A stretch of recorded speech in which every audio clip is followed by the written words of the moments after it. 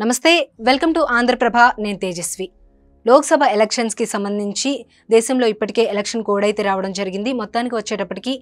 తెలంగాణలో మే 13వ తారీఖున ఎలక్షన్స్ అయితే జరగబోతున్నాయి అయితే ఇదే టైంలో ఇప్పటికే తెలంగాణలో అసెంబ్లీ ఎలక్షన్స్ అయిపోయాయి కేవలం లోక్సభ ఎలక్షన్స్ మాత్రమే జరుగుతూ ఉన్న నేపథ్యంలో కంటోన్మెంట్ కి సంబంధించిన ఎమ్మెల్యే లాస్య నందిత గారు దుర్మరణం పాలైన విషయం మనందరికీ తెలిసిందే అయితే ఇప్పుడు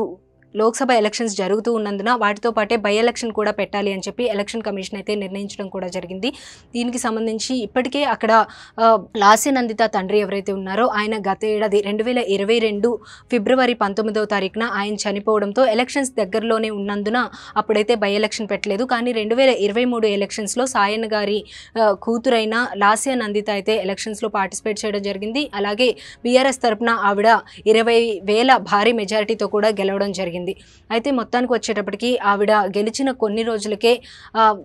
దురదృష్టవశాత్తు యాక్సిడెంట్ అవ్వడం వల్ల ఆవిడ మరణించారు మొత్తానికి వచ్చేటప్పటికి ఇప్పుడు జరగబోయే బై ఎలక్షన్స్లో బీఆర్ఎస్ తరపున లాస్య నందిత సోదరి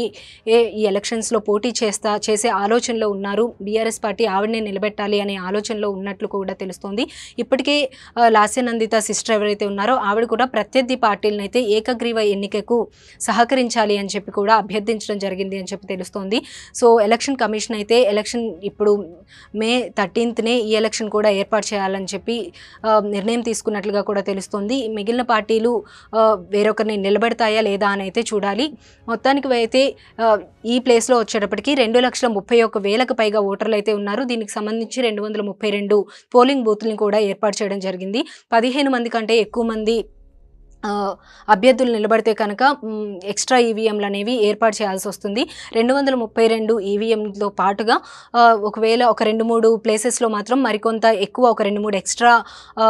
ఈవీఎంలు అయితే ఏర్పాటు చేయాల్సి వస్తుందని చెప్పి కూడా ఎలక్షన్ కమిటీ అయితే నిర్ణయం తీసుకోవడం జరిగింది మొత్తానికి ఇది పరిస్థితి అసలు ఎలక్షన్ జరిగితే కనుక ఏం జరగబోతుంది ఒకవేళ ఏకగ్రీవ ఎన్నిక జరుగుతుందా లేదంటే ప్రత్యర్థి పార్టీలు కూడా మళ్ళీ ఎవరినైనా నిలబెట్టే అవకాశం ఉందా అని చెప్పి కూడా ఆలోచిస్తూ ఉన్నారు కానీ మొత్తానికి వచ్చేటప్పటికి సాయన్న గారు ఉన్నప్పటి నుండి కూడా ఆయన పైన చాలా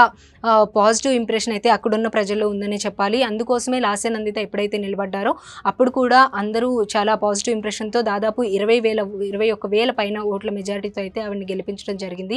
కానీ దురదృష్టవశాత్తు ఆవిడ మరణించడం వల్ల మళ్ళీ బై ఎలక్షన్ పెట్టాల్సిన సిచ్యువేషన్ అయితే ఉంది ఇప్పుడు లోక్సభ ఎలక్షన్స్తో పాటే ఈ ఎలక్షన్ కూడా జరగబోతుంది చూడాలి ఏం జరుగుతుంది అనేది